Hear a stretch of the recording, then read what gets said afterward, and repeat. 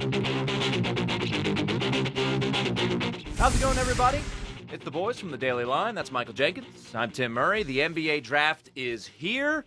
And now let's make some money. Not on the NBA draft, but on an award that'll be given out in 365 plus days, Jenks. So why not now? Rookie of the Year. And Caesars does such a great job getting their odds out there, especially when it comes to basketball. And they have done so. And initially, Jenks, Zion Williamson was just an absolutely ridiculous favorite at minus 450. So you have to pay $450 to make $100. Now, those odds have shortened a little bit. Now, he's still an insane favorite. Sure. But at minus 300, and the benefactor, or the player whose odds shortened just enough, was Ja Morant. Yeah. So Mike Conley gets traded to the Utah Jazz. Exactly. And we were wondering, well, is that going to do anything to MVP odds? No, it didn't. Donovan Mitchell remains 40-1. Mike Conley wasn't listed. But what it did was Ja Morant is now officially the face of the Memphis Grizzlies. And at plus 350 looks like a pretty decent shot at Rookie of the Year. RJ Barrett 9-2. Darius Garland 10-1.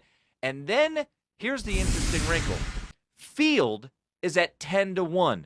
So you have only 4 players above the field, actually 3 players, because Darius Garland is the same at 10-1. You can get into DeAndre Hunter 12-1, Jarrett Culver 15-1, Cam Reddish 25-1. Anything right now jumping out at you if you were to take a little bit of just a sprinkle? I got 3. Okay, wow, I got 3 that I like. Number 1, I do like Ja Morant. There is a difference if you're an NBA player in your ceiling and being the most ready for the NBA. I think Ja Morant is more NBA ready at this point than Zion Williamson. I think you could make an argument that Zion Williamson, while certainly he has the potential to be the more dominant superstar, he has to develop a little more of his game, whereas Ja Morant is going to be inserted into that lineup for the Grizzlies. He's going to be the guy now that Mike Conley is gone. And for an NBA-ready guy to play that position, he'll come in, and I think he's going to have a fantastic year. I also think that if you look at 30-1, you want some real value. Kobe White out of North Carolina is a guy I really like.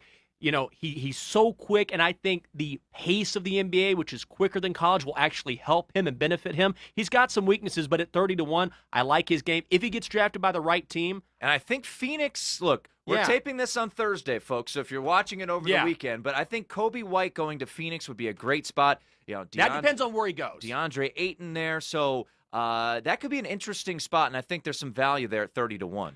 The only other caveat I have for you is Michael Porter Jr., who is part of the field. He would be part of the field at 10-1. Now, this is a guy who I think he was chosen 14th, I want to say, end by of the lottery. Nuggets. Yes, last pick of the lottery. Last pick, or end of the lottery last year. Lottery. And a guy didn't play, so he's eligible to be Rookie of the Year. And by all accounts, not only was he, had he not been injured, would he definitely have been a lottery pick. But by all accounts, if you listen to how he's worked out with the Nuggets, the people who have seen him behind the scenes, he looks phenomenal. So at 10-1, for a guy that should have been a lottery pick sans the injury, you're getting pretty good value at 10-1. And we've certainly seen players in the past who missed a full year reap the benefits and win Rookie of the Year. 2018, Ben Simmons, much to the chagrin of Donovan Mitchell. And in 2011, Blake Griffin won Rookie of the Year after missing his first full season. The only reason I'm a bit hesitant, now I like the value at 10-1 on Michael Porter Jr.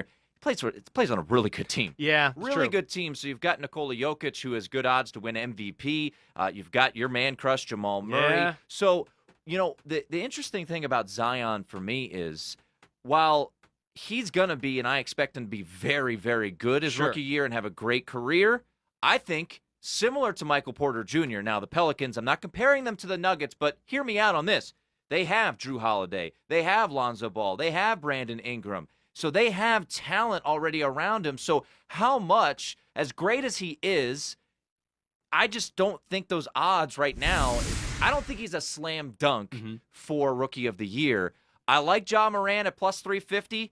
RJ Barrett, look, this guy, That's a good everyone says his game translates better to the NBA. The New York Knicks, we still don't know what they're going to do in free agency. I think there's a chance they go get Kevin Durant. He sits out the entire year. They take their lumps. They let RJ Barrett establish himself as the face of that franchise. So 9-2 for RJ Barrett. And then Cam Reddish. I think he could fall into a spot, depending on where he goes, maybe a spot like Atlanta at 8, would be an interesting spot for him. You've got Trae Young, you've got Kevin Huerter, you've got John Collins, you've got a lot of young, talented players there. So for me, a long shot. Maybe Cam Reddish, taking a look at him, 25-1. DeAndre Hunter is going to start right away at 12-1, so he could also be an interesting look, a value play. But 25-1 Cam Reddish, 30-1 Kobe White. Yeah. But my best bet would be R.J. Barrett 9-2, and it sounds like you love Ja Morant at 7-2. I love Ja Morant. Had Mike Conley not been traded, I would be a little skittish. Yeah. Like maybe they slowly work him in. But clearly from day one, he's going to be the guy. Well, we'll see what happens. It's always nice to speculate about an event that has yet to happen It will yet. probably change in 24 hours. Yeah, sure.